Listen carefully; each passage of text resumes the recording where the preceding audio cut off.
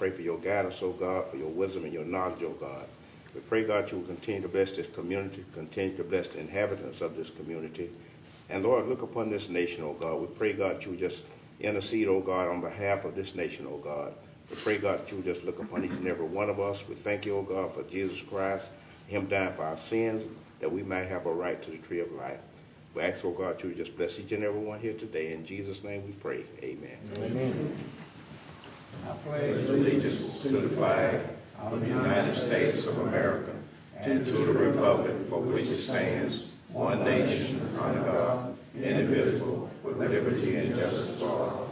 Thank you. Be seated. At this time, I'm going to turn it over to, our agenda item is presentation of the matter of Ware County Board of Election and Registration.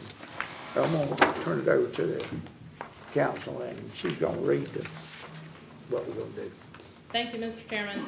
As the chairman explained earlier, the Ware County Board of Commissioners is here today gathered for a special called meeting to consider whether or not there is cause for removal of the Ware County Board of Elections and Registration member, Mr. Michael Hargrove. Section 6 of the Ware County Board of Elections and Registration's enabling legislation states in relevant part as follows. With regard to removal of a member of the Ware County Board of Elections and Registration, and shall be subject to removal from the board by the appointing authority at any time for cause after notice and hearing. The Ware County Board of Commissioners is the appointing authority for members of the Ware County Board of Elections and Registration, which is why we are here today. To the audience, please understand an audio recording of this hearing is being made, and so I ask all witnesses to please speak loudly and clearly. For the purpose of the recording, we want everyone at the time of their testimony to state clearly their name and address for the record. I will also ask that each witness be sworn in prior to giving their testimony, and we will sequester witnesses until such time as their testimony. Please remember that behavior from anyone in attendance today which threatens to disrupt the orderly progression of the hearing procedure or intimidates or harasses the hearing participants will not in any way be tolerated. Anyone who does not conduct themselves appropriately will be asked to leave, and the hearing will proceed without you. The hearing generally will proceed as follows. The Ware County Board of Elections will present the matter to the Board of Commissioners. They may choose to present documentary evidence or call any witnesses they deem necessary. We're going to ask them to keep that in total to 45 minutes or less, which the clerk will be monitoring. The witnesses will speak uninterrupted, but Mr. Hargrove will have the right to cross-examine them at the end of their testimony. Likewise, Mr. Hargrove will then have a chance to present evidence that he chooses. He may choose to testify himself, admit any documentary evidence, call any witnesses that he deems necessary. Likewise, we will give him 45 minutes for his presentation. His witnesses will speak uninterrupted, but ultimately the Board of Elections will have the opportunity to cross-examine those witnesses. The Board of Commissioners will have the ability to ask questions of the witnesses at the end of their testimony. Your questions will not be timed. So you may ask any questions that you deem necessary to allow you to make the decision that you're here to make today. No questions are allowed from the public and audience, and no statements are allowed from the public or audience. Following all testimony, the Board of Elections and Mr. Hargrove will each be given 2 minutes for the purpose of a very brief closing statement to essentially tell the Board of Commissioners what they believe the evidence showed and what they would like the board to do. The board will deliberate here during the meeting. You will make and announce your decision, and then we will vote to adjourn. So if there are not any questions, I will ask the board, it'd be my recommendation that at this time we ask each side to declare who their witnesses will be. We sequester those witnesses. In speaking with the county manager, we might suggest that Mr. Hargrove's witnesses step here to the small conference room or the commissioner's executive session meeting room, and then we have any Board of Election witnesses step down to the large conference room at the end of the hall. We will swear in witnesses at the time of their testimony. Okay. So, yes. All right, stop just a second, please. Recording is not working at this moment.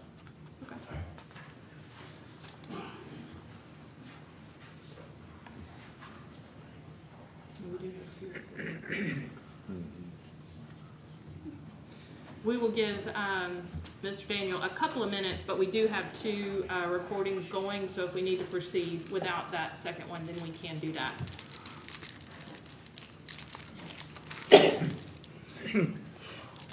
Okay. Oh, we think we're good. Okay, so at this time, if we can have both for the Board of Elections and Mr. Hargrove, can you please identify who your witnesses will be and ask them to step next door?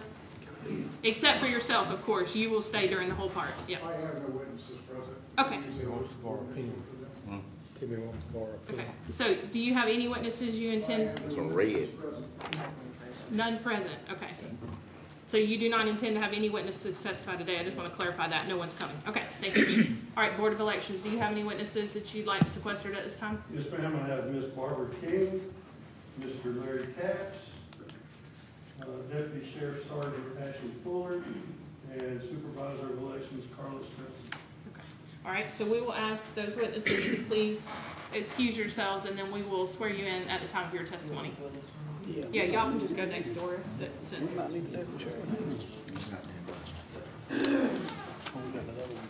Now, do we have Mr. Bartlett to come up and... Yeah, Mr. Chairman, at this time, I think we've got the formalities behind us, and so we are ready to begin with the presentation of evidence.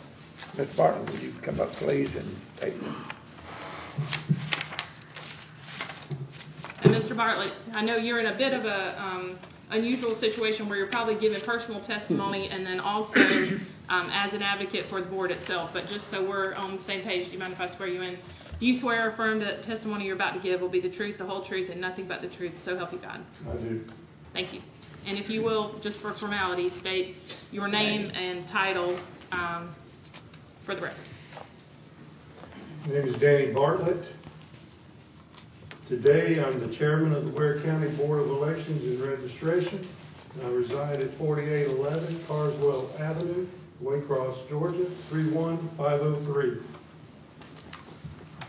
Mr. Chairman, Commissioners, County Manager, County Clerk, and County Attorney, as well as citizens.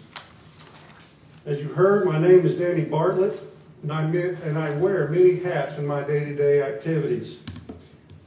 Today, I'm wearing the Chairman of the Ware County Board of Elections and Registration hat.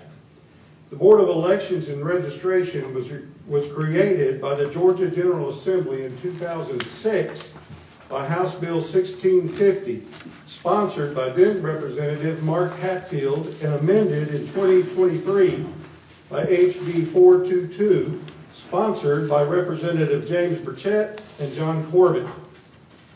Our board is responsible for conducting elections as the election superintendent in Ware County and registering voters who reside within Ware County. The board also has the authority to oversee the supervisor of elections. The board is authorized to carry out the intents and purposes of the General Assembly as laid out in this, the Georgia Election Code annotated. The board does not make law, does not develop rules or regulations. Our sole purpose is to carry out fair and honest elections to the best of our ability. It is with this consolation that I am here today for this unpleasant business.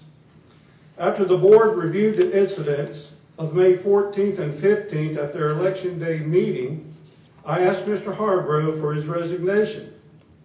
He said that he did not do anything wrong and that he would not resign.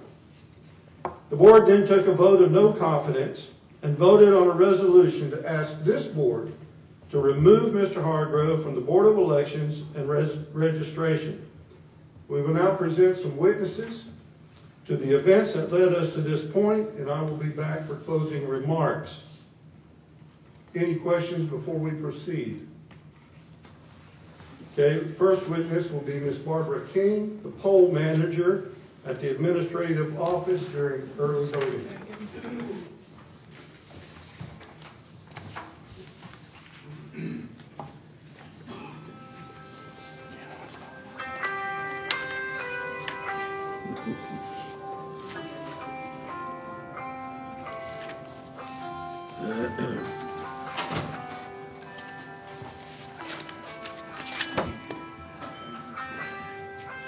Ms. King, if you'll raise your right hand. Do you swear or affirm that the testimony you're about to give will be the truth, the whole truth, and nothing but the truth, so help you God? Yes, I do. And will you please state your name and whatever title you hold for the Board of Elections, and your home address, please? My name is Barbara King. I live at 705 Sargent Street here in Waycross. I am a poll manager, as well as I do pretty much everything really inside the poll, from greeting people to helping people, scanners, all of that. So I pretty much do everything inside of the poll. And Mr. Bartlett, however you choose to proceed here, you can certainly question your witnesses, or if you desire, they can just generally give the testimony that they're here to give. Okay, that's fine. On Wednesday, May 16th, it's probably about 4:15, Michael Hargrove came into the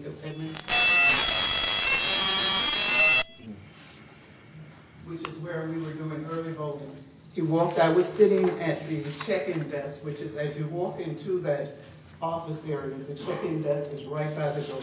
I was sitting at the check-in desk, he came in, did this, went all the way to the back, kept focused to the back, went to Donald Corbett, who was back there, began to talk to him. At that time, we didn't have any voters in, so about 2 minutes, maybe a minute after he got in, voters came in, and so I started to process the voters in. Larry Katz, who was manager on that day, came back in.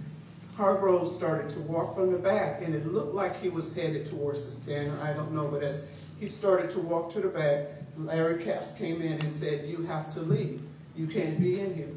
Hargrove said, "Oh, you're making me leave again." And Mr. Katz said, "Let's talk about this out in the hallway." At that point, we had other voters come in, so I started to go ahead and process and check everyone in. All of a sudden, all you could hear is this yelling and screaming in the hallway. And I said to Ms. Whitfield, "Please call Carlos Nelson and let him know that something is going on." I said, "It almost sounds like they're going to go to blows." She said, "Okay." I finished with that last. I got on the phone. I called Mr. Nelson. I said, "I don't know what's going on, but there's some crazy going on in the hallway." He said, "Please call Mr. Bartlett." And I said, "I'll do that." I called Danny Bartlett, and I said, "There's Michael Hargrove is here. There's crazy stuff going on." And he asked me, he said, "Well, do you want to talk to me all about it now?" And I said, "Yeah." So I picked up my phone. No one was there. I picked up my phone. I headed out. I got outside the door. I turned around, and the next thing I know is Hargrove is flying through the door in my direction. He comes up to me and he says, "If you're going to talk to me, I need to hear what you're going to say." I said, "Whatever I have to say about you is going to be the truth." And I said, "You need to get out of my face." And I started to back away. When I moved, he moved. And I kept saying, "Get out of my face, get out of my space, get out of my face, get out of my space." At one point, he kind of turned to the side and then turned back facing me. And I said, "You need to get out of my face." At this point, Mr. Nelson drove up, and I yelled over to him, "Tell this man to get out of my face." At that point, he started to walk towards Mr. Nelson. I went back into the building, sat back down at the desk. This bothers me, that I have to work and deal with someone like this. No one should have to do this. Working as a poll worker is hard enough, and we're supposed to have the support of the Board of Election, and to have to know that you're dealing with a board member and have to protect yourself from a board member. Anyway, I went back in and I sat down at the desk. Thank you. I went back in, I sat down at the desk. I waited probably about 10, 15 minutes. I started to get up and I walked out the hallway. When I got out into the hallway, here he comes again, back up in my face again. And I'm backing up. And he says to me, "Barbara, what's going on? What's going on here? What's going on? You never talk to me." And I said, "No, I don't talk to you because I don't talk to rude and disrespectful people." And he said, "What are you talking?" I said, "You walked in, you flipped this badge." I said, "You ignore the person who's standing at the scanner." And he says, "Well, what do you mean? What did I do to her?" I said, "You act like she wasn't even standing there." And the girl who was at the scanner, Miss Sharon Johnson, she said, Barbara, please come back in. Just come on back in because he does not understand what you're trying to say. I went back in. I sat down. I waited for Mr. Bartlett. I waited for Mr. Nelson to come back in. And at that point, I am just saying to myself, and I actually said to him, I can't do this. I cannot take this. I can't do this to have to put up with this because we have to put up with so much at the poll, during elections. Why do we have to put up with it from a board member? And so we talked a little bit about that. The next day, I didn't go in.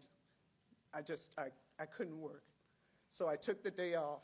And that was, if you have a copy of my report, you also notice that I put in there that this started on the day before because the same thing happened. He came in and tried to get aggressive and come into the polling place then.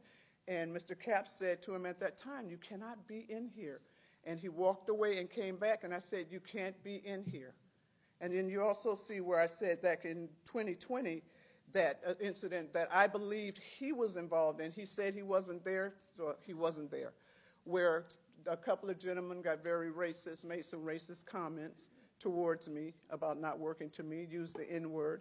He said it was not him. And even on my report, I said, I don't know. I can't say who it was for sure.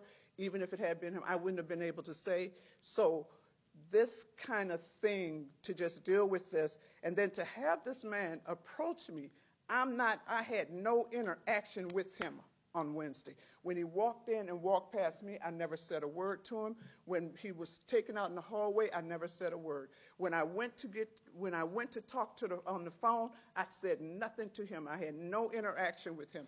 For him to come and approach me like that was absolutely 100% wrong. And if he is going to be the representative of the board, we as board poll workers, how are we to feel safe? How are we to feel confident? How are we to feel comfortable that the board is going to respect us and respect what we do when we have a board member who acts like that? And that's all I have to say. Mr. Hargrove, do you have any questions for Ms. King? Okay. You can just... I know it's probably not an ideal setup we have here as far as sharing the mic, but can you use, let's see, we don't have a mic on that table, I suppose. Yeah, I guess we'll do our best to share. Yeah.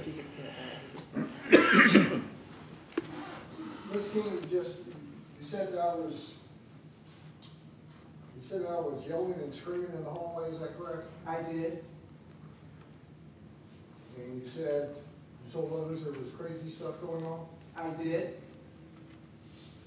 And you said when you were on the phone and I came out to hear what was going on, you said, get out of my face? I did. How many times? I felt like I said it about 10 times. Maybe I didn't, but I said it enough times that you should have got out of my face.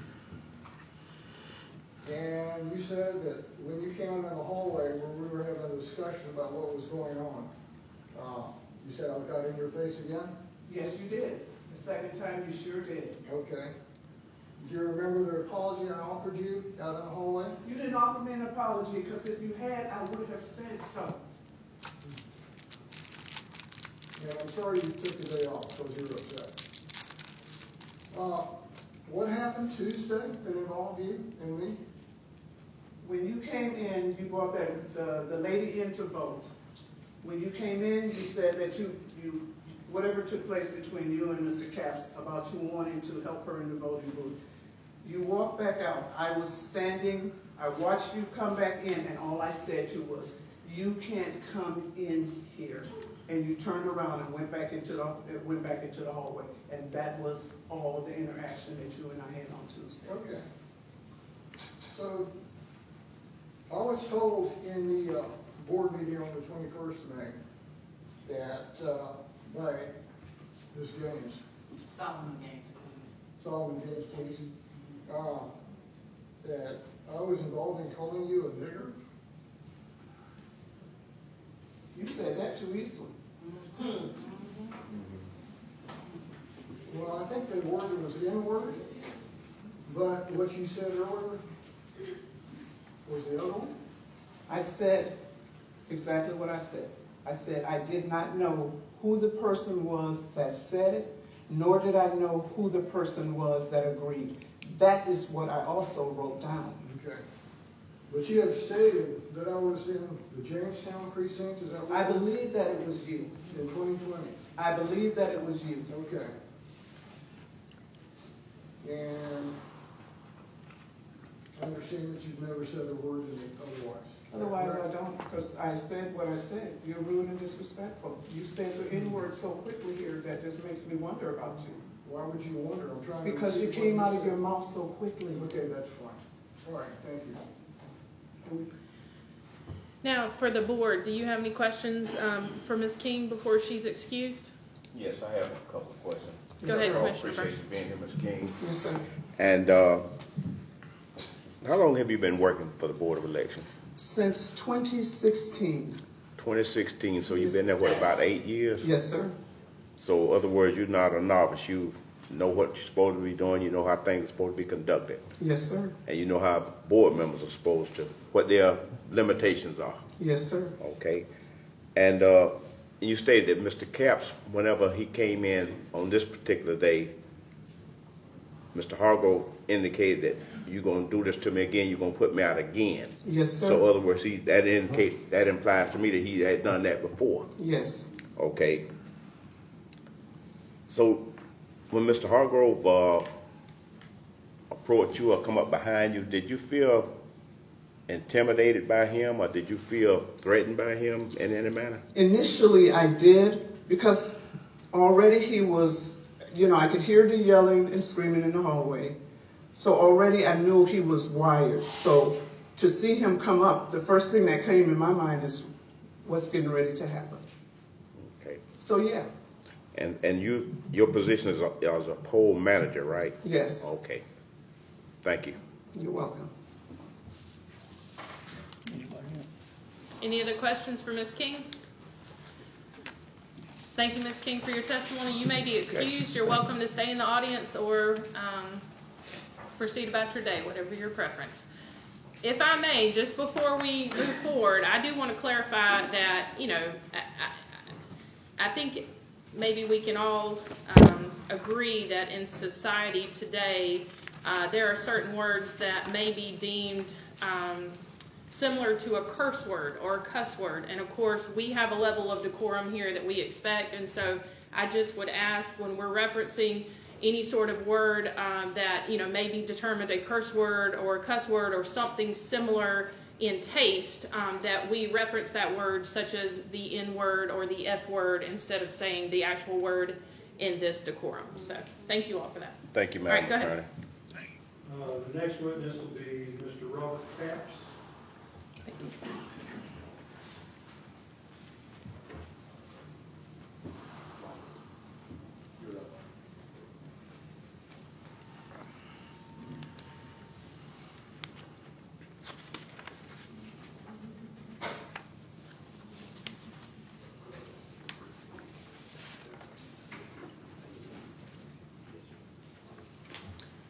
Mr. Capps, if you'll step to the podium, please, and I'll swear you in. You'll raise your right hand. Do you swear or affirm that the testimony that you're about to give will be the truth, the whole truth, and nothing but the truth, so help you God? I do. Thank you. Will you please state your name, your address, and then your role with the Board of Elections, please? My name is Larry Capps, 2007 Nola Street, Waycross, 31501. I'm a poll manager with the Board of Elections. And now you generally have the opportunity to, advise the board as to any testimony that you'd like to give relevant to the issue that we're here to determine today. Okay, this actually started the day before on May 14th, when Mr. Hargrove came in with a lady to vote. And I was working a poll pad.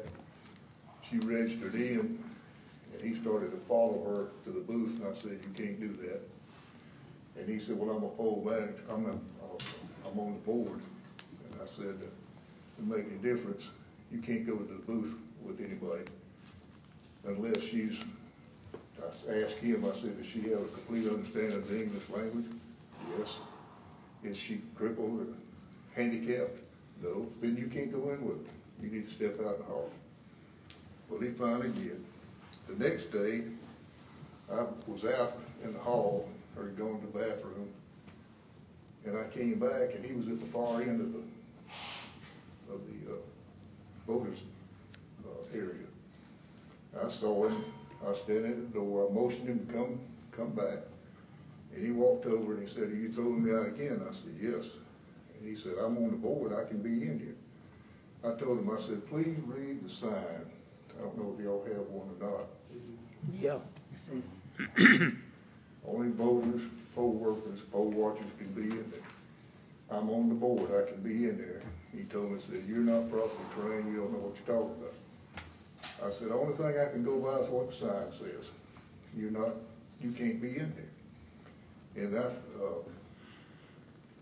I've been doing this a long time. I've worked the poll from Bickley to Emerson Park to here to the stadium to the auditorium. And I've had many, many board members come in, and they always knock on the door and get my attention. I've seen Mr. Bartlett there. I've seen Dr. Brown. There he is. All of them will come in, they'll stick their head in the door, they'll motion for me, or can I come in? And it's always, he can go in, but it's a courtesy. He kept insisting that I didn't know what I was talking about, and he said, "Well, I'll get the book and show you." So he left, went out to get his book, and he came back in, had it open, and we have a table set up, and we have a poll worker there that directs people where to go, have their photo ID ready, and it also on the table has the ballots, the early ballots that you can read to see what you want to vote for. And this time there was a lot of them to look at. And he comes back in with his book, and he's holding it, and I keep show it to me. He gets mad, and he throws it down on the table, and the lady at the desk said, "Don't throw that book down. Don't slam that book down. I can do what I want to do."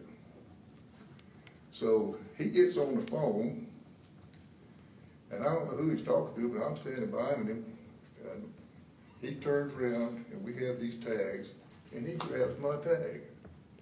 And he reads the name off of it to whoever he's talking to on the phone, slams it back against me. And the thing about it is, he knows me. I mean, there was no sense in doing that. He should have put his hand on me and start with it. And I kept telling him to show me the book. He kept telling me, pointing his finger at me, "You don't know what you're talking about." So I start to walk off.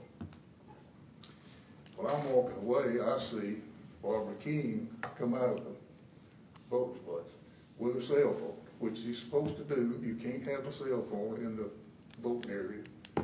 And she's out making a personal call, and he's following me. "You're not making the call. You're not talking to anybody behind my back." That was a conversation I heard, and she keeps telling him, "Get out of my face, get out of my face, get out of my space." He doesn't shut up.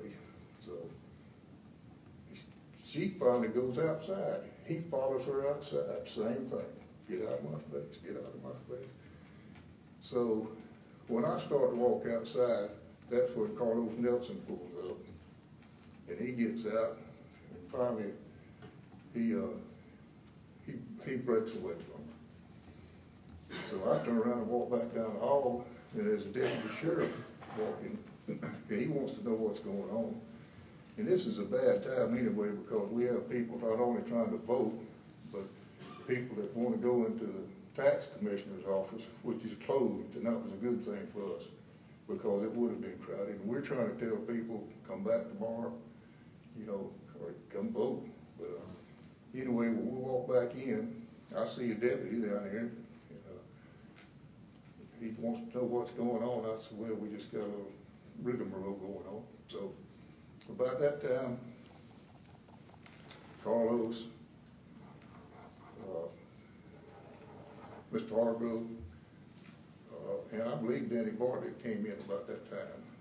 And we went down there, and there was discussion on why he can go in there, and he's telling me the same thing. "You don't know what you're talking about." And we told him, said, "You can go in there, but there's no rule that says you can. We let you in as a courtesy." Like I said, I've let Mr. Bartlett Boudin, everybody else comes in, but they always do the same thing. You need any help, you need anything, and I always tell them the only thing I need is more voters.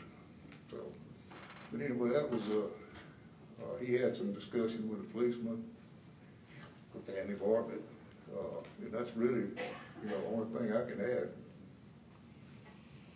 Questions? And Mr. Capps, before, we have a bit of a awkward situation where we need to share the microphone. So if Mr. Hargrove does have any questions for you, I'll just ask that you share the microphone to ask any questions. Do you have any questions for Mr. Capps?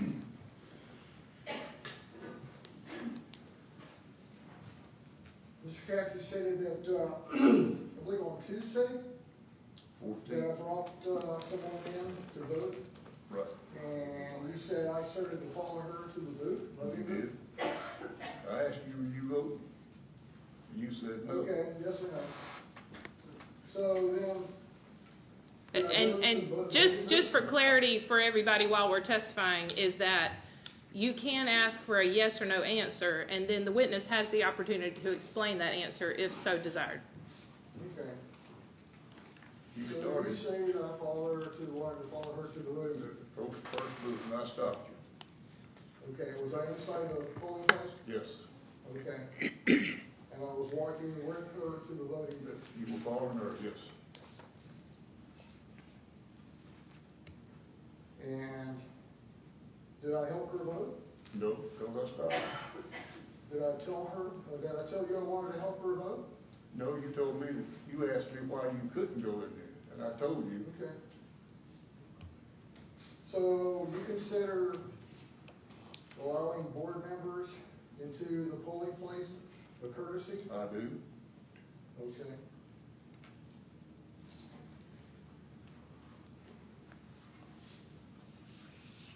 And you claimed I was following Barbara King inside the...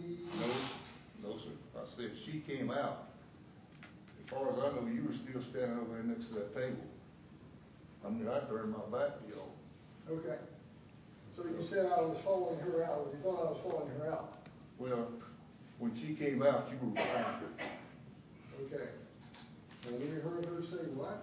Get out of my space, get out of my face. And you kept pointing to her. Well, I followed her out of the building.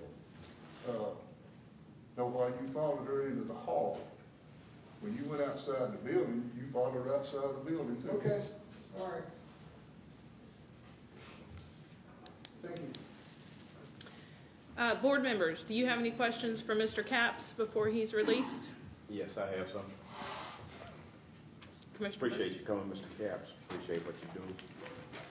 How long have you been doing this type? Oh, I don't really know, 7 or 8 years, I guess. I've been around for a while. 7 or 8 years? Yeah. Okay, so you... I started as a poll watcher, so, and then, you know Miss Ruth. Okay, so you're not a novice on this right here. No, You no. kind of know the ropes, know your way around the block, as they say. Yes, sir. Okay, and I recall whenever Mr. Bartlett became chairman, I was there whenever he was, after he got sworn in, I guess, to be chairman. And one of the things that always stood out to me with him was that he held that code book up and say, as long as we go by this book, we won't have any problem. But when we deviate, when we get outside this book, and this is our, in a sense, our Bible for this election board, is to do the thing that this code book and tells us we can and we can't do. Yes, sir. And I always thought that, and I think I always tell him from time to time, I commend him on that, because as long as you do that, you won't have any problem. But when you start getting outside of it, or whenever people start feeling like they can do things they can't, which will lead me up to the next question. As far as, and maybe Mr. Bartlett can answer this question, whenever the new board members come on, are they required to go to some type of training? They're given opportunities. They're given opportunities to go to training, and there is a period of time for everybody to get training. Yes, sir. Okay. Has Mr. Hargrove, to your knowledge, availed himself of that opportunity? Not that I know of. Okay, so if you don't know what you're supposed to do, then sometimes you can go down the wrong path. And that's not an excuse for that type of behavior, but that's why training, I emphasize training so much and trying to find out what your roles are.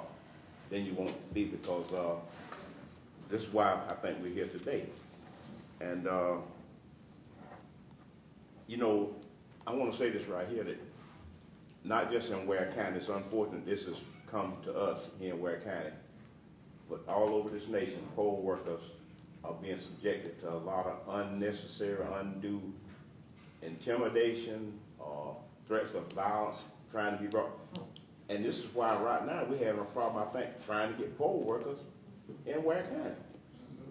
If people watching this and see this type of behavior going on, I think they would be kind of naive to think, well, if I go there, it's not going to happen to me. And this is something that we got to try to nip. And it's unfortunate it's come to Ware County, but if people see this again, and repeat myself, they're not going to want to do it. And right now, I call from time to time. You're trying to do everything you can to try to recruit people, and it's just not going to come. And I wouldn't come. So I think we need to really keep that in mind about when we get ready to make a decision today, that we don't want to seem like we're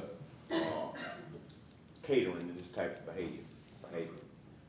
So again, Mr. Capps, I appreciate you, what you're doing, and that's all I have. Mr. Capps, Yes, sir. did he grab your name badge? Yeah, and same one I'm grabbed wearing it? now. Yeah, he grabbed it. And, you know, Not his, showing you his, he grabbed yours. he grabbed mine. And the thing about it is, he told me, why would he want to grab my name tag to get my name? So, Okay. that kind of made me mad, but anyway. That's all the question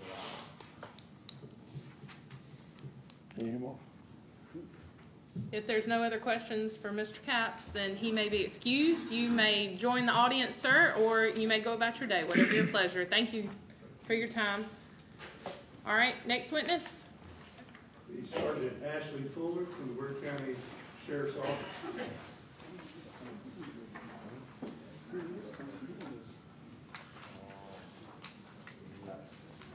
And I'll just remind everybody, we've got about 16 minutes left. We're not counting the time of the cross-examination, of course, in the questions, but we've got about 16 minutes left. Yeah, if you don't mind, step to the podium. Okay, that's fine. All right. Do you swear or affirm the testimony you're about to give will be the truth, the whole truth, and nothing but the truth, so help you God? Yes, ma'am, I do. Thank you, sir. If you will please give your name for the record, and then just generally tell the board anything that you have personal knowledge of that you would like them to know about the issue we're here to discuss. Name's Ashley Fuller. I'm a sergeant at Ware County Sheriff's Office. The day that this happened, I was actually already here at the admin building. I was here for another reason. My chief Travis McNeese, had called me, asked me if I was still here. I told him I was.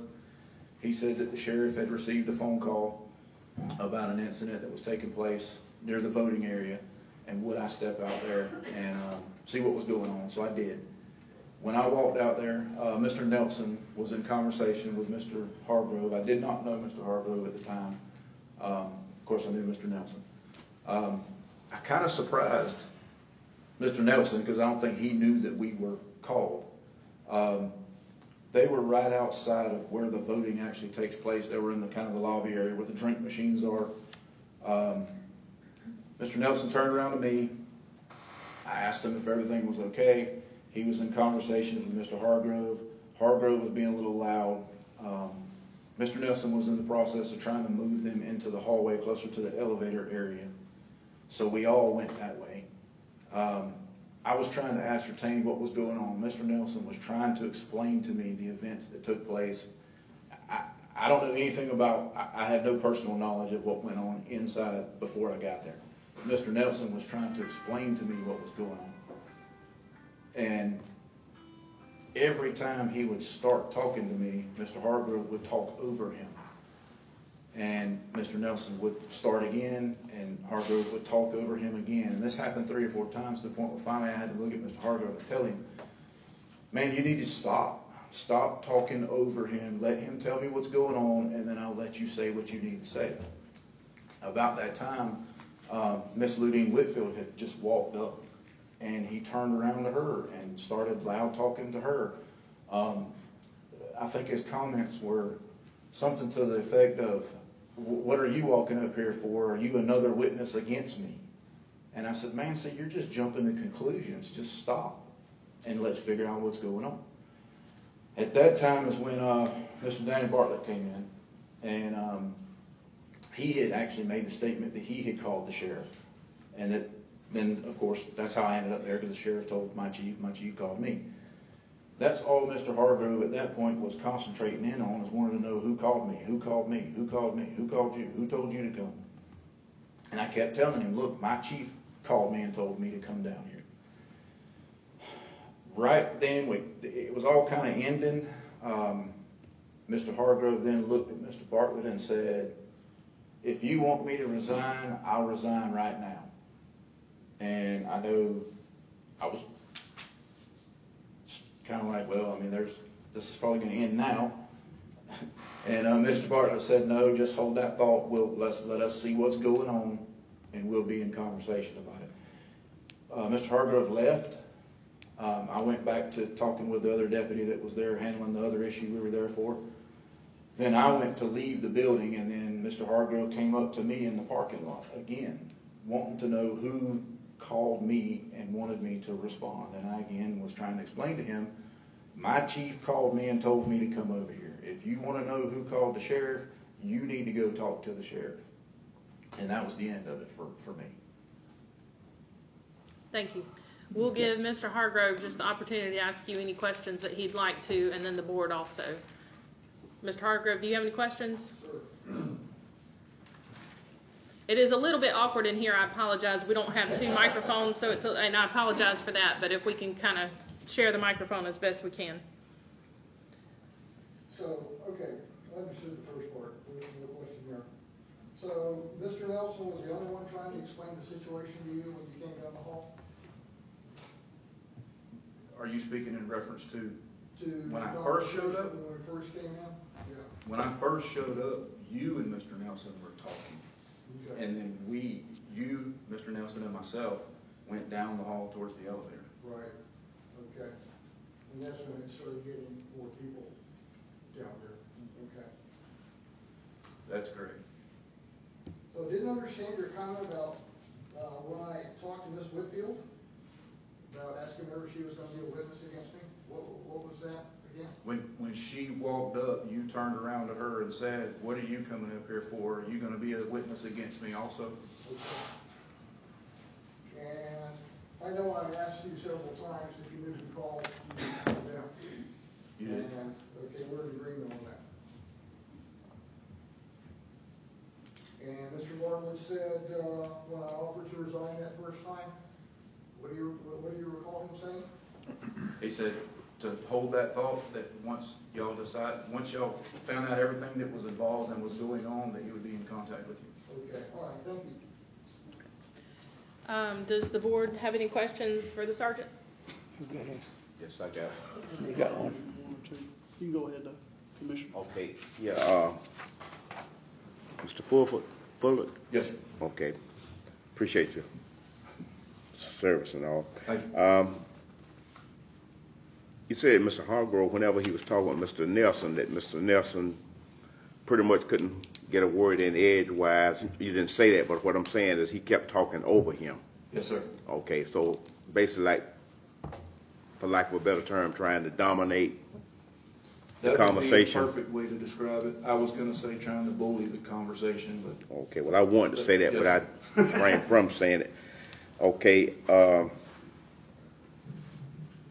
okay, and you mentioned about the resigning, which I think was the right thing for Mr. Bartlett to say, hey, you know, right then on the spot, no, because he's a person that tries to do things by the book, and that one thing that, so I think that was the right move on that. And one thing I couldn't understand is that you said that he kept inquiring about he was more concerned about who called you. Yes, sir. And even after he found out that, you say that your superior officer, whatever, called you, but then, and correct me if I'm wrong, didn't Mr. Bartlett come up and let them know that he was the one that called the sheriff? Once Mr. Bartlett got there, he made the comment that he called the sheriff. And he made that in the presence of Mr. Hargrove? Yes, sir. It was Mr. Bartlett, myself, Mr. Nelson, Mr. Hargrove, and then Alan Dallin, who works with us as a deputy, had came up at the end of that. He was dealing with something else. So he did this while you all were right there together. Yes, sir. But then this semester puzzled me. After Mr. Bartlett let you all know that he was the one that called and he heard him, you went out to the parking lot. He came out there and still was inquiring as to who called. I mean, so that's the part that puzzles me. I mean, why is it you keep the person that said they called, but it's like you don't want that. You want it to be somebody else that called or something. Yes, sir. At the time, I did not know who called. All I knew was that my chief told me to go down there, so that's what I did. It wasn't until Mr. Bartlett got there and he made the comment in front of me is when I said, okay, well, this is who called the sheriff then. Mm-hmm. That was made in front of Mr. Hargrove. Right. But then he still asked you about it. He still asked me again in the parking lot. Okay, well, that's just puzzling to me. That's all I have. Okay. Got anything? Yes, sir. Sergeant, first of all, thanks for your service. Thanks for working for the county. How long have you been in law enforcement? 28 years. 28 years. And stepping in between and getting in between people that have conflict, one side or the other, you're kind of used to after 28 years? Unfortunately, yes, sir. Okay. And like most of us that's wore the uniform for as long as you have, you pretty much can recite a conversation and actually take notes the next day on what you had happened. Yes. According to the test, the way we were tested the old way. Yes, sir. That's it for me. No. Anybody else? Thank you again, Sarge, for your service. Thank you. Thank you. Sergeant, thank you for your time. You're certainly welcome to stay or to go about your day, whatever your preference. Thank you. All right. I misspoke last time. I apologize. There was a little bit more time left because we had not stopped when the cross-examination was occurring, so that was my fault. But we have that remedied now. So next witness. Is this the next and final witness? Next and final, Supervisor of Elections, Carlos Nelson. All right. Thank you.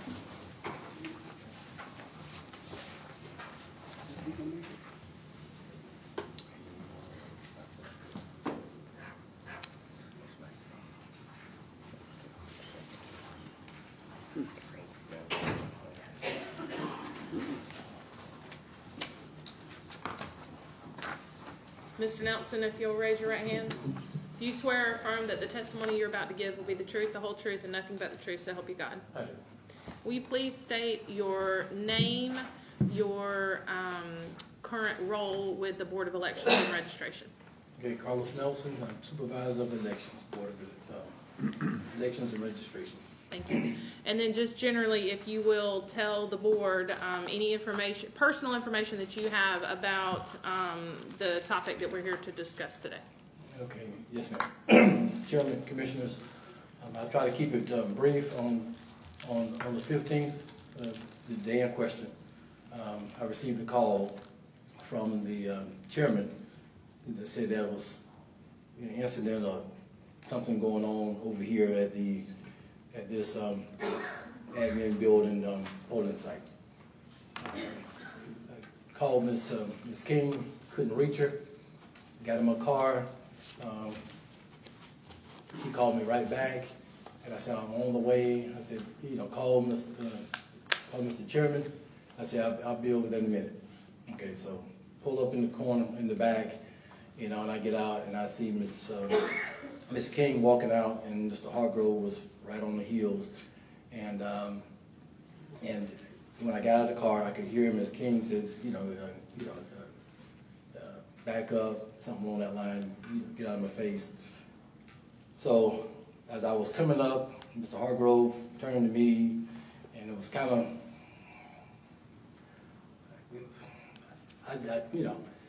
I wouldn't say inappropriate, but I guess you could. You know, he turns to me and he says, "You need to talk to your girl."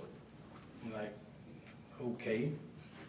So I said, well, let's go inside. So we went into on that day, the tax commission had training, so they were closed. So we went into the hallway right there and tried to talk. And he said that, he told me, that he was put out.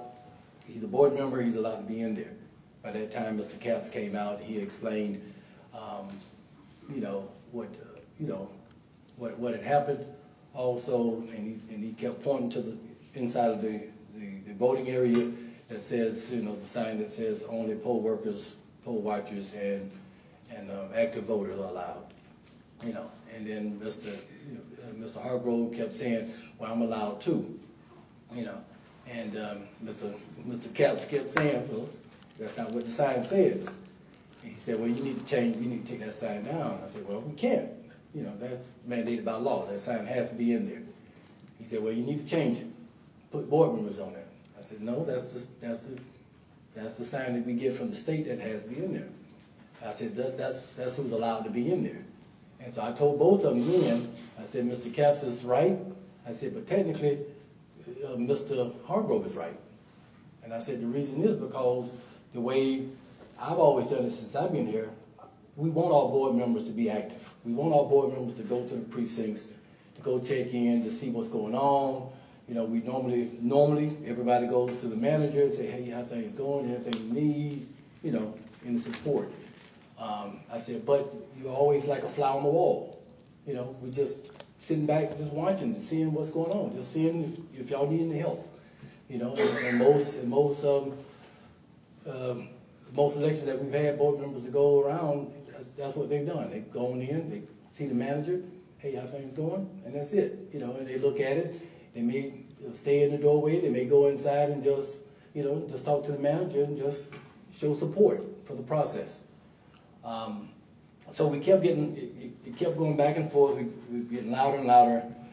And so then I said, well, let's go down into the hall by the elevator. So we were getting kind of loud because there were people voting inside. And that's one thing you don't want to do, is to disturb voters. You don't want to disenfranchise any voters, voters saying there was a disturbance and I couldn't vote in quiet and peace. And by that time, we saw the deputy. He's coming down the hall, and I'm looking weird, like, were we too loud? He said, no, I was called. And that's when Mr. Hargrove said, well, who called you? He said, well, the chief, the chief, the sheriff, the chief, whatever. And he said, well, all I know is I got a call from the chief, I think it's McNeese. He told me to come here. I said, well, okay. And so we was down by the elevator in that area. We started talking. Ms. King came out and she explained some, back and forth again. And then Mr. Capps came up, explained it back and forth, and we just kept rehashing the same thing over and over and over again. And my thing is, it's hard enough to get poll workers. It's hard enough to get experienced poll managers. And we have some darn good poll managers in Ware County that does citizens a good job. They did exactly what they were trained to do. They're trained that you have to be a poll watcher, poll manager, the staff, and the poll officer, or an active voter, And if there's nobody in there, that's fine. You go in there to talk. But we when voters go in, we like I say, a fly on the wall. We don't want the voter to go out and later complain, saying, I wanted to vote, but there was talking in the back, or there was this going on, there was that going on. And they're trained to deal with citizens that may be disgruntled. Because I have a saying I tell my poll workers in every training that we do, my goal is that no matter how that voter feels when they walk in that door, we want them to feel better about the process when they leave. That's the bottom line. And so they understand that there are people that's going to come in disgruntled. And the week before that, we had an issue that we had to report to the Secretary of State's office where a person came in and was got on the phone and the poll manager said, "Sir, you can't be on your phone." You know, and he got mad. I'm talking to my doctor. Well, you can't. The law says you can't be on your phone. You know, and there was ways to handle that. He didn't want to listen. He said, "Well, F this." Got his card and slammed it on the table, walked out. So we filed they opened up a case on that one because that was disturbing the poll. That was uncalled for. So they're trained to do with that, to deal with that kind of issue. But that happened a week before, so I know they were, waiting for, making sure that we do things right, because it's not like at the admin over at my building where you have people coming in doing various voting registration issues, and then we also have a polling place. But the poll managers and the staff, they run the polls. Miss Lori, she handles voter registration, and we're there to assist. I'm in my office, and I let them do their thing because they're the poll staff. They're the election staff doing that election. Over here, it's totally different because they don't have the support of the staff. But it's just like election day. We expect our poll managers to, like a school system. The principal is in charge of the school. The poll manager is in charge of that polling precinct. And if they have any issues, they know to call us. If they can't reach me, they'll call Lori. I think all of them have Mr. Barton's number. There are certain ways to handle situations, and I think the situation was handled wrong, and it was kind of embarrassing. There were voters in the area voting, and honestly, if somebody would have complained saying they were disturbed and they couldn't vote in peace and they couldn't vote the way they wanted to vote because of disturbance, that could have been an issue. And so that's why I was out the door. Let's go down the hallway. Let's make sure that they can't hear anything we're saying to distract them from voting. And so that's all I have. Taking questions? Yes, so we will give Mr. Hargrove the opportunity to ask you any questions he'd like to. We have a little bit of an awkward setup. I apologize for that, but we're kind of sharing the microphone. So, Mr. Hargrove, do you have any questions for Mr. Nelson? Just one. Mr. Nelson and I, in the hallway discussion, and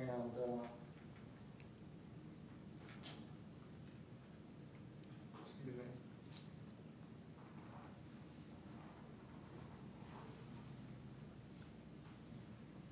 How many times did you tell us that board members were allowed in the poll room? In the hallway or just in the polling place? How many times I've told you say that in the hallway? hallway? That day and during the board meeting. Well, during that day, I said technically both of y'all were right. Mr. Capps was right that only those identified people there. But like I just testified, we encourage our board members to be active in the process. But like I said, we're flies on the wall. And at that day, we were disturbing the process. And I was a little concerned for Ms. King because she, because being, I hate to say it like this, excuse me, for all the ladies in the room, but being a female, I don't want her to feel intimidated or harassed or whatever. And so,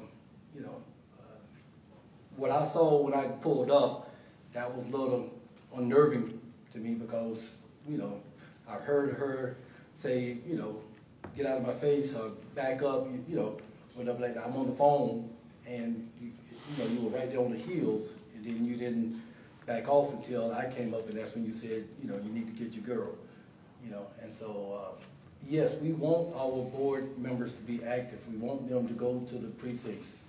We want them to help solve problems. And we've had a situation one time at the auditorium where Mr. Chairman and Dr. Brown, I couldn't go, and they went over there and they worked on this problem because that's their role. But it wasn't nothing that was agitating the system in a sense. All right, so back to the question. How many times did you tell us that board members were allowed to go into polling places? That day, I said y'all both. That day. Yeah, y'all both. How many times? That's all. I don't know how many times, Okay. you know, I can't tell you. I did mention it that day, yes. Mr. Nelson, before you take a seat, just does the Board of Commissioners have any questions for the election supervisor? I have a couple. Y'all have anything? I'd like to ask you one thing. Is it in the rule book about them not being in the polling places? Is that in the rule book? Do they know that? You talking the board members or Yeah, the board staff? members. Are they not supposed to be in there like the sign says? No, it's not. Or is that sign wrong?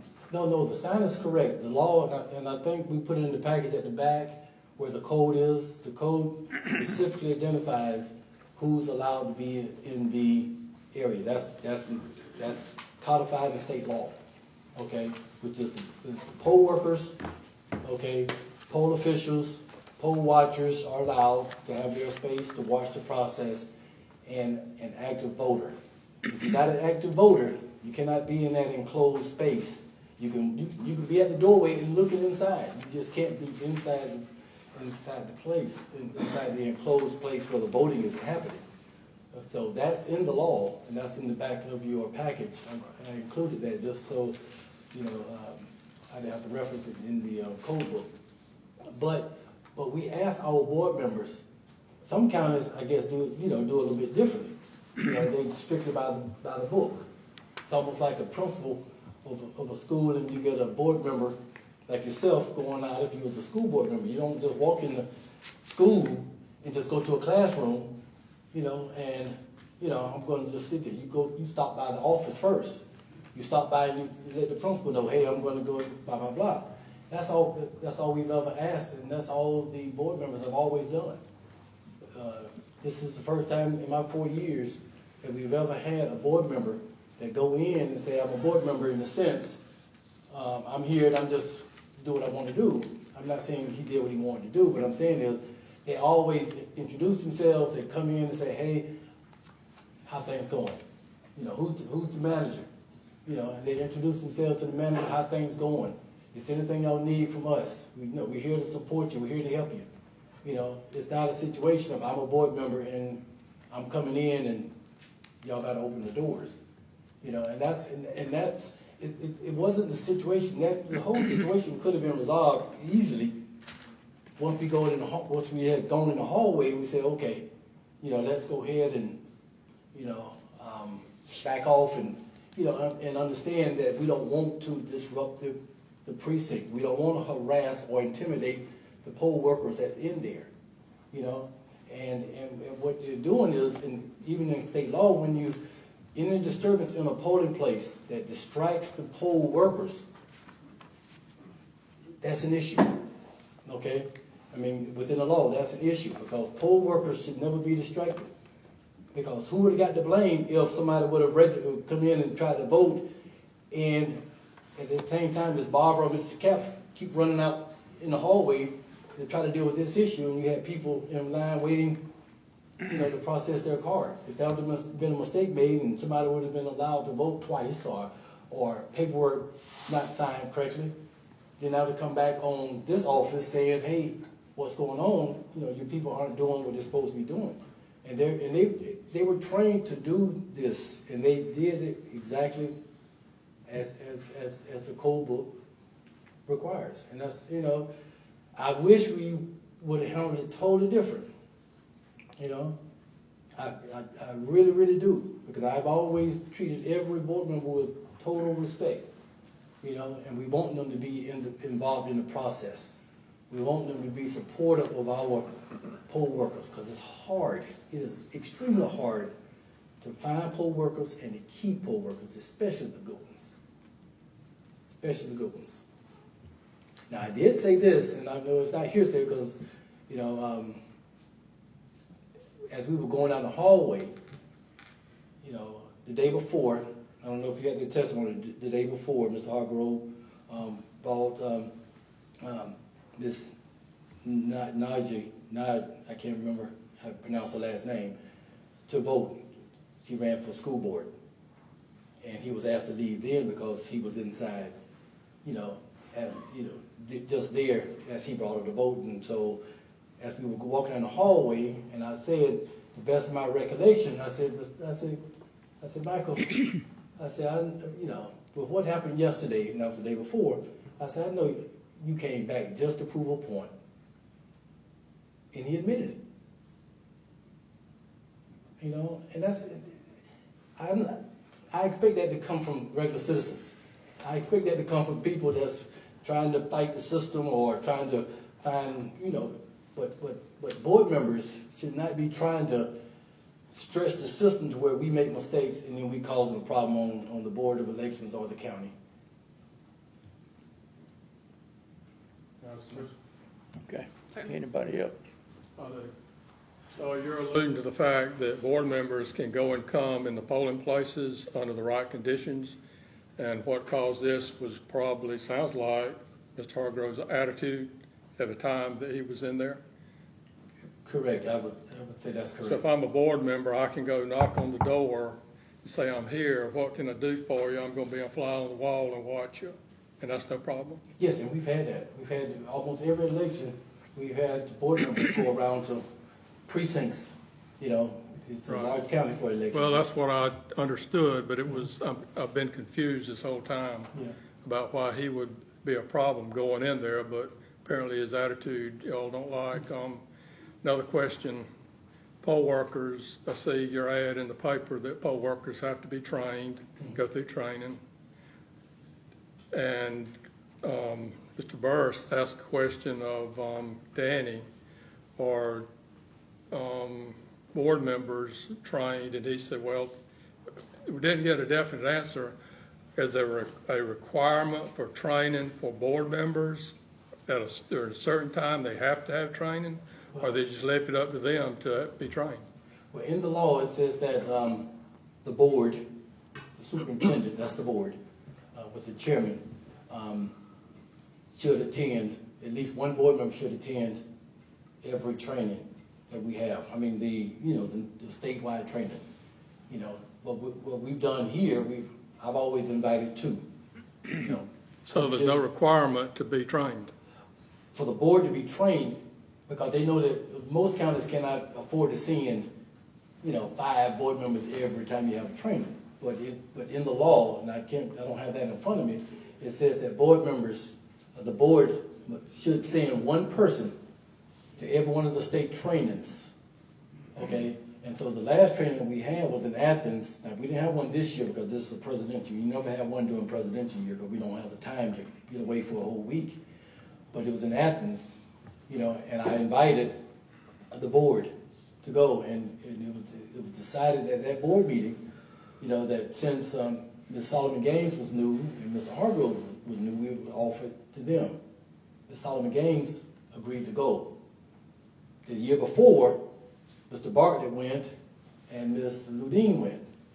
Okay, and so at that meeting they talk about roles and responsibilities of board members, looking for intimidation and harassment of poll workers and how to counter those things. So, the board was represented at the meeting, and what's asked of the board that attends the meetings is to come back and bring information, because we can't afford to spend $1,000 or $1,500 per person. We're talking about 5 board members going there every time we turn around and go to Savannah or go to Athens. So a board member will go to state training, and then the concept is to come back and have in-house training on what they learned. To share the information. Has that been done? Is everybody up to speed? Is that constant? Is that a program, or just hit and miss? Or? Well, ever since I've been here, we've always had at least one. This is the first time we only have one. We normally have 2 board members go to every one of the trainings. But did they come in-house and train?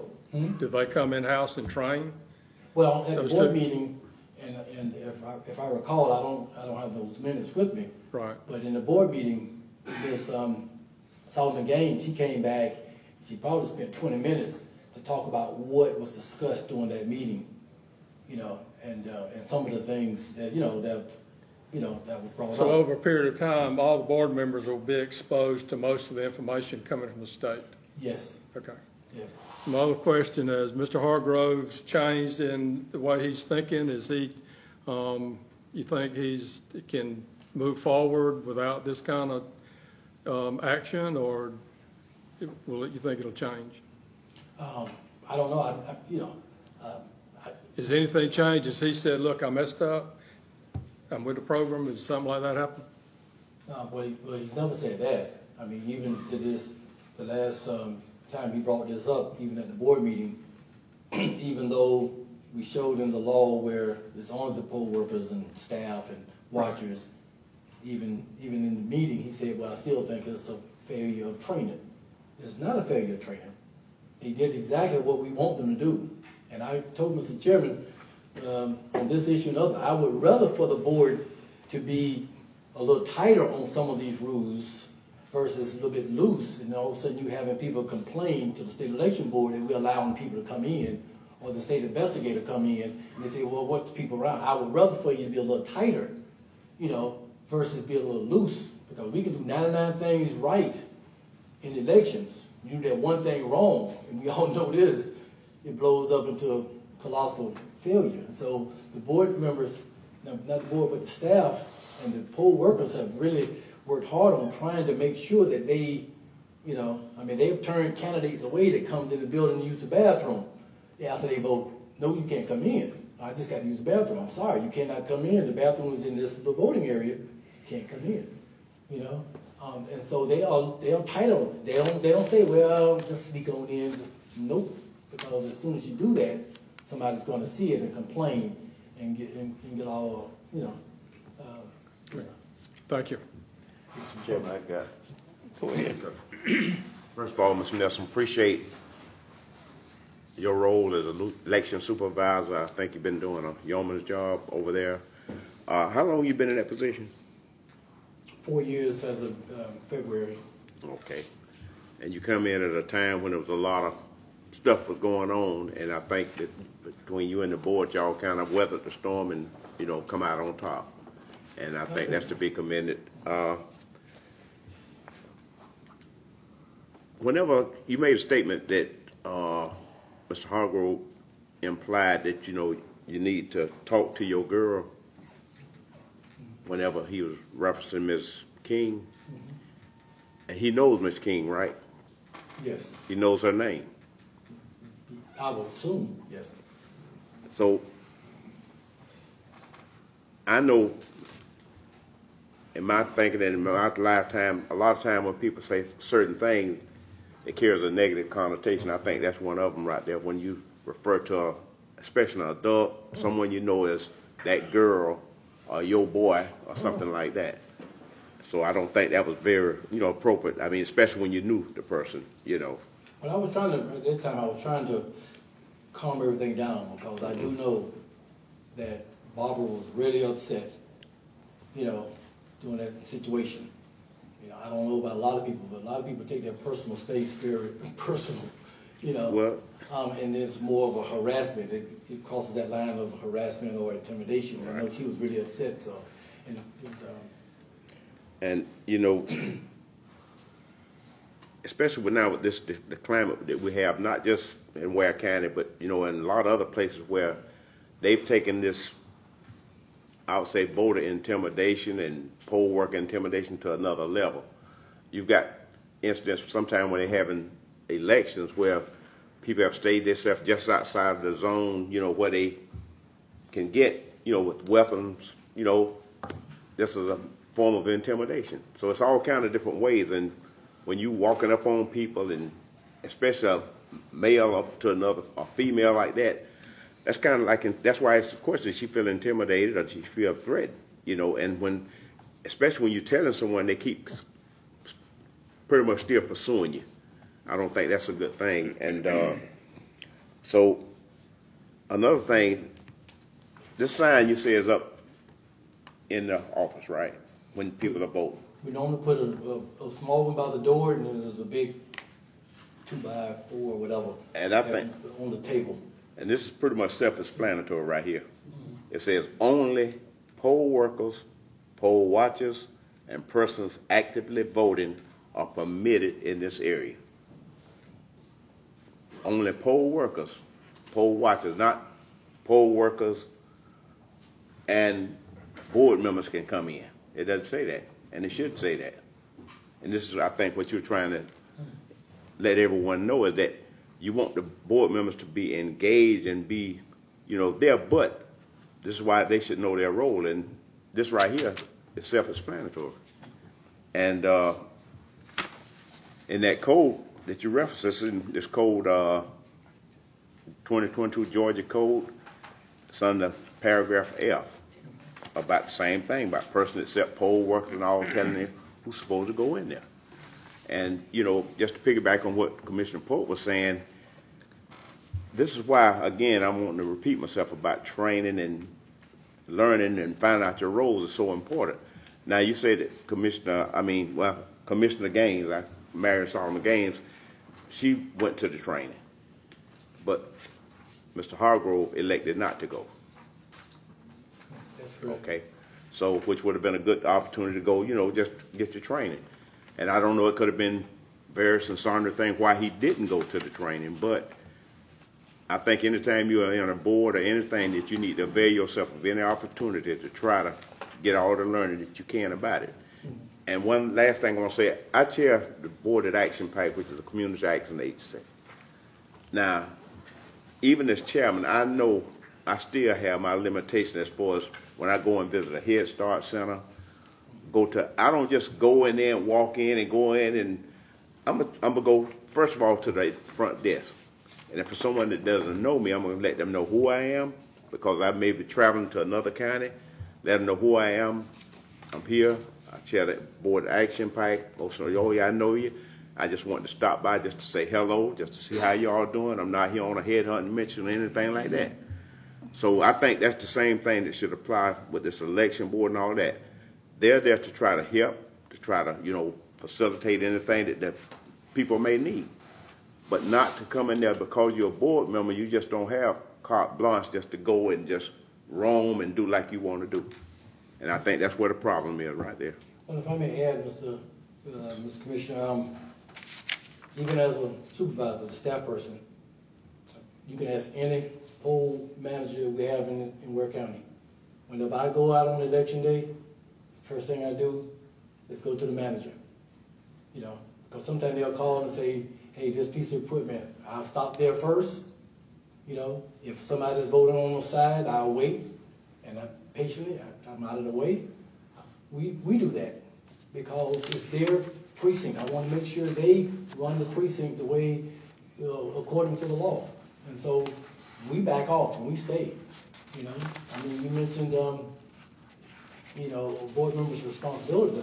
The day before, on the 14th, whenever Mr. Hargrove first went there to assist, to take Ms. Najee there to vote, right after that, Ms. Solomon Gaines, she goes over to check and see how things going for no reason. You know what she did? She stopped at the door of the courtroom, And I think, if I recall correctly, that's when Ms. Barber came up to her and said, because she was the manager, how things going, And I think Barbara told her then something along the lines of, we have voters in here, right? And she said, I'm not coming in. I just wanted to see if y'all all right, if y'all need anything. Mm-hmm. She stayed there for a couple minutes and left, And so, that was part of either training or just knowing the role of just going in and say, hey, we're not here to cause conflict. There's enough of that going on anyway with voters. The last thing we want is the board to be part of the conflict, to get us in trouble. And so, and that's all it was. But any other questions? So you said that, were you referring to Mr. Hargrove handled it wrong, or were you referring to the what is the chief that's over the polling place handled it wrong, or Mr. Capps at the door handled it wrong? Who are you referring handled the situation wrong? Oh, I'm sorry, I wasn't clear. In this situation, Mr. Hargrove handled it wrong. Mr. Hargrove handled it wrong. Yes, the poll worker did everything correctly. Because he didn't say, hey, how y'all doing when he come in? No, just stop and just come in and say, hey, I'm on the board. Okay. And that's what I was wondering who was you saying that handled it wrong. But also, you said, well, both of them's right. That sign says this, but he actually can go in there as long as he goes in there and says, hey, how y'all doing? Do y'all need anything? It's up to the manager. The manager has the authority of the poll. Okay. You know, the manager said never turn away board members. As long as we're not, the board members, myself, we're not there to, like I said, we're there as a fly on the wall.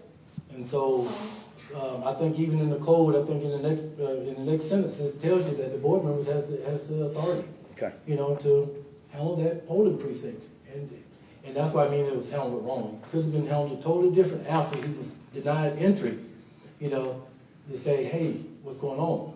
You know, he could have called Mr. Bartlett, you know, could have called myself to say, I'm over here just to check stuff out. Just to check stuff out. But it wasn't done. But even with that, and I appreciate what Commissioner Salmon said there, but even with that, it's still, whenever that board member comes, if someone is in there voting, that changes the whole dynamics of it. They can't go back in there while someone is voting. It should, yes. Right. And even when I go into a polling, I stay away from the voters. I'm nowhere near where they register, you know, where they check in, where they're voting. I'm not near. You could be sitting over in the corner though. That'd be totally fine. Just not in a cubicle area where the voter is at. It's almost like where the poll watchers are. That's right. You know, and if you want to look at the machines, I wait until the voters leave that area. If I want to, even when I want to check how many voters on the scanner, I ask the scanner person, you know, how many voters we had today, you know, and they tell me. Or if it's a poll pad, I don't just take the poll pad and just look at it, you know. I ask them how many check-ins we had, or how many voters we had to come in. But if the voters in there voting, I stay out of the way because I don't want the voters to feel disenfranchised, feel like they were harassed, or you know, their focus was taken away from their ballot, because that's when they make mistakes and they say, oh, I didn't mean to pick this person, I meant to pick this next person, then we got to, you know, spoil ballots and start back over again. Or I voted for the wrong person because, you know, I wasn't paying attention. I was wondering what was going on in the hallway, that kind of thing. Right. Okay. I got a couple. You got another? I got a couple. Mr. Nelson, first of all, thank you for your service down there. Appreciate I know it's difficult sometimes dealing with the public. If I've understood everything correctly so far, it's been testified that Mr. Hargrove has not been to the state allocated training yet, That's correct. but he is a sitting board member. That's correct. And how long has he been a board member? A little over a year. Couple of years, year and a half. About a year and a half. I think that was when the law passed. Back, about nearly 2 years. Okay. I've got a couple things here that caught my eye when I was reading through this law. I just want to read you a couple of things. And this is under Section 1, bill to be entitled an act.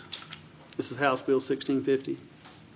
It says in Section 1, pursuant to subsection B of Code Section 21-2-40 of the OCGA, Official Code of Georgia Annotated, there is created the Board of Elections and Registration of Ware County, hereinafter referred to as a, quote-unquote, the board.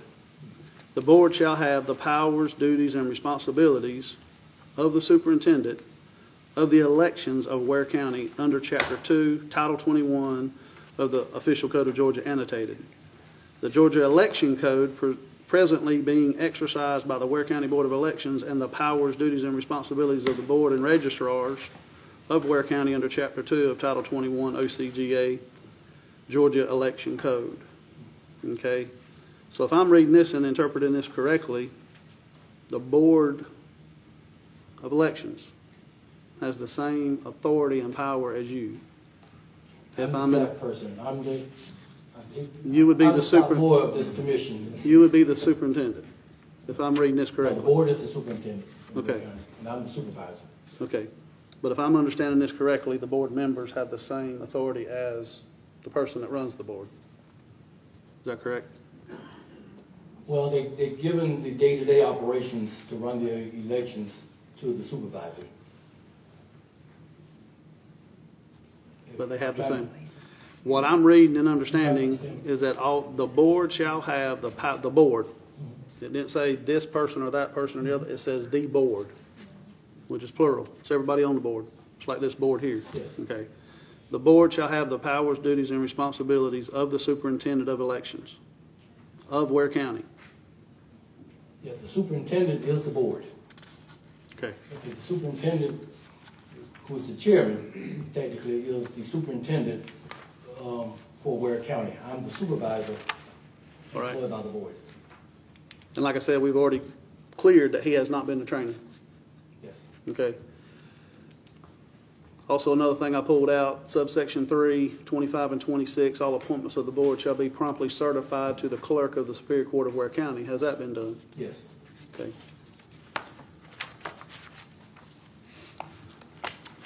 And also, I understood you to say, Commissioner Burris, I'm glad he brought that up.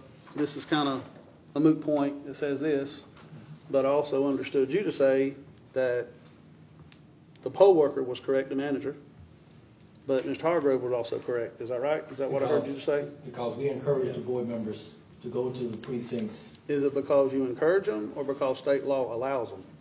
State law does not necessarily allow it, okay? But we want our board to be active. Some counties do it totally different. I'm not, no disrespect, Mr. Nelson. I'm not worried about what the other counties do. I'm I'm worried saying, about what we do. Yeah, but the way I've always encouraged it, I want the board to be active because it's a large county. And so there are times when the board needs to go out to the precincts if there's an issue. And I'm out of Second Baptist and they got an issue out of, Jamestown, And that's why we always have at least one board member at the election office on election day. Right. Because that person can go and help solve problems and then take on the responsibility on behalf of the superintendent of the board. And that's why I'm asking like I am. Mm-hmm. Is it encouraged by the board or is it allowed by state law? That's why, because what I'm reading is, I go by the official code of Georgia annotated, and it says he's got the right to go in that polling place, unless I'm misinterpreting it wrong. Ms. Jennifer? Well, I think it is a common confusion, and I'll just weigh in just a little bit. Not my role here today is certainly not as advocate for either side, but simply as parliamentarian to help the board. There is common confusion between election superintendent and election supervisor. Both those terms are used throughout the election code. Historically, in Georgia, many probate judges ran elections, and they had a separate board of registrars. When they combined those positions and created in many counties a board of elections and registrars, such as what you have here in Ware County, that board, that 5-member board, is the election superintendent. They are responsible for calling the election, doing all the election duties. As the election superintendent, they hire staff, such as an election supervisor, clerks, depending on larger counties. Of course, they have many more staff than, we may in the smaller counties, but the staff is delegated the day-to-day duties. I think from a legal standpoint, we have to defer to the evidence that's been presented on what state law says as far as access to certain areas of the voting rooms. I do understand, when I go up there to vote, even the people that I get my little thing from and show them my ID and I sign off that that's me, nobody can go, me and my wife go vote together and she can't go to my poll and I can't go to hers. I do totally understand that and I totally respect that. But again, I ascertain from this subsection here that the board members have the same authority. But also, Mr. Commissioner, 21-2-413, I think this is the second page on H, and this is the way the board member, not the board member, the manager, assistant manager of training. It shall be the duty of the chief manager, which is the poll manager, to secure the observances of this code section, to keep order in the polling place, and to see that no more persons are admitted within the enclosed space than are permitted by this chapter. So it's their duty to keep order in that polling place. Like I said before, this could have been handled easily. but we lost order, you know. We had to go down the hallway, and, you know, the deputy was called. I mean, it got loud out there, and I was trying to quiet them down to just go down the hallway and get away from it because we were disorderly to the voters in the precinct. And the managers have a right, you know, to say, hey, let's step outside and let's talk about this so we can get away from the voters, get away from everything going inside there, because we don't want to disturb the voters. And that's the point I've been making. I understand that, and I understand that, you know, a law enforcement officer, deputy sheriff would have never been called if there wasn't an issue. I mean, you know, I've done that job for many years. I appreciate Shaw's job and what he does, but, you know, when law gets called into it, you know, they're there to be the buffer, the go-between, you know, because there is a conflict taking place, or somebody believes that there is a conflict, and I totally respect that. So, Mr. Nelson, in your opinion, what caused this conflict, in your opinion? Was it Mr. Capps here not knowing that he could actually go in there, or was it maybe something stemmed from the 2020 deal with, was it Miss King? Miss King? Miss King? Do you think that might have had something to do with it, like that she didn't want him in her boat, or did they feel like that he was coming in there? You know how some people, if, say I'm a manager of a department store and I go over there and I'm watching the stock boy. Well, some people get offended that you're watching them. You see what I'm saying? Do you think it's just that he wasn't overbearingly nice that day? Maybe he was in a grumpy mood that day, whatever. He wasn't overly nice. So do you think that that's what caused this conflict of them telling him he can't go in there? Or do they not actually know that you encourage them to go in there? Or? Well, in my opinion, I think what started the conflict was the day before, when he was asked to leave because he wasn't voting. You know, we brought a person in to vote, and no matter who you are, if you bring somebody to vote, you need to get out of the way. You need to leave. Okay, that's a no-no. Okay, unless you're there to assist that person because they're handicapped or couldn't understand. And I think Mr. Capps had asked, you know, is she handicapped? Can she understand English? Okay. Okay. So it stemmed from he was actually at the cubicle with another voter. I don't know where he was, but I know he was asked to leave because he was inside the voting place and he wasn't there to vote. And he was but there. He's also allowed to be in there, correct? That first day on that Tuesday, because they called me after the situation happened. They called me, and Mr. Capps said, you can't be here. And I think he was saying, well, you know, I'm a board member. He said, I don't care. You brought somebody up here to vote. You cannot be in here.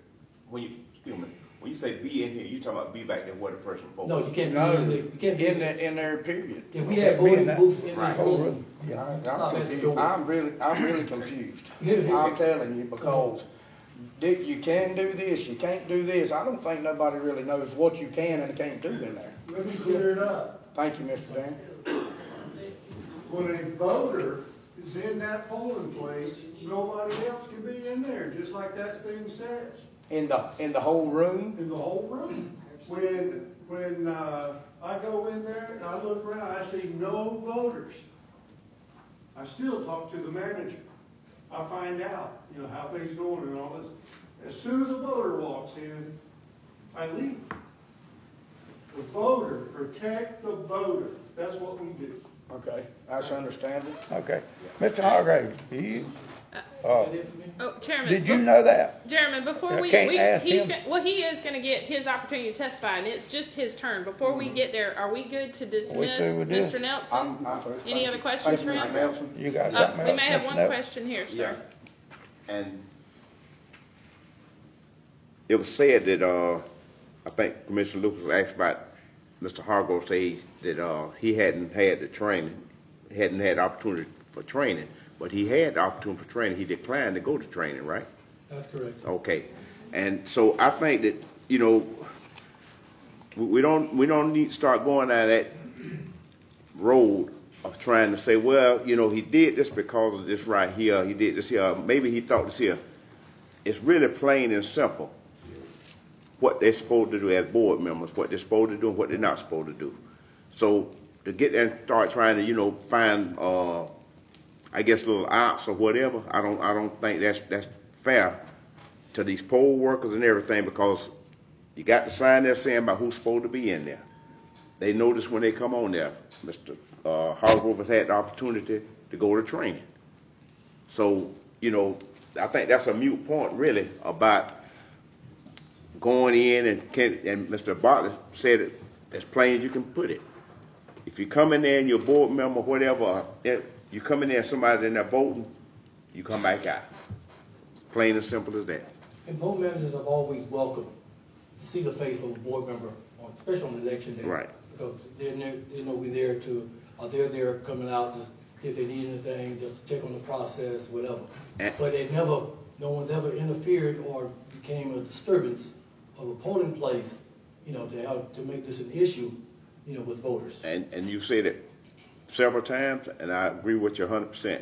That's why you have a manager there, a poll manager. You got to have someone there that knows the rules and everything and the ins and outs.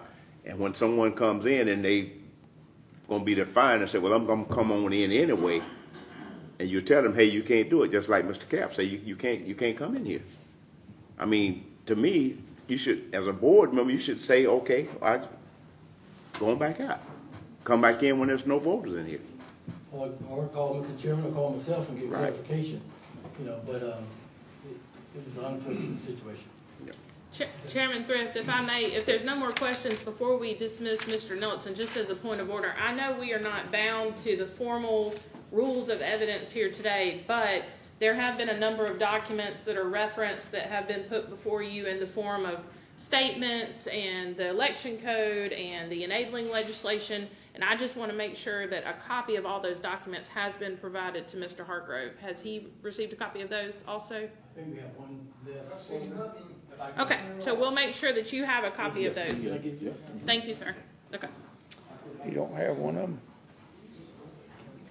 Mr. Nelson, Commissioner Burris, for clarification purposes, I was not alluding to he had an opportunity to go and failed to go. I was alluding to the fact that it was ascertained that he did not go.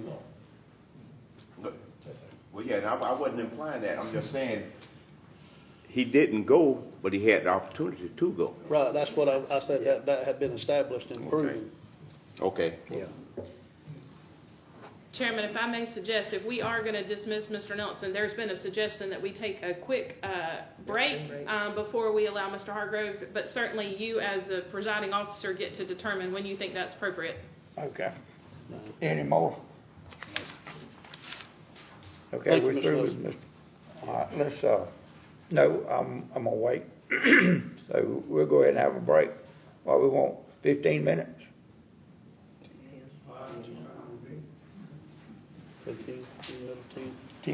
10 minutes. We'll have to take a 10 minute break. 6:18. Okay. No, Board said by that 10 clock. minutes. Okay. Yeah.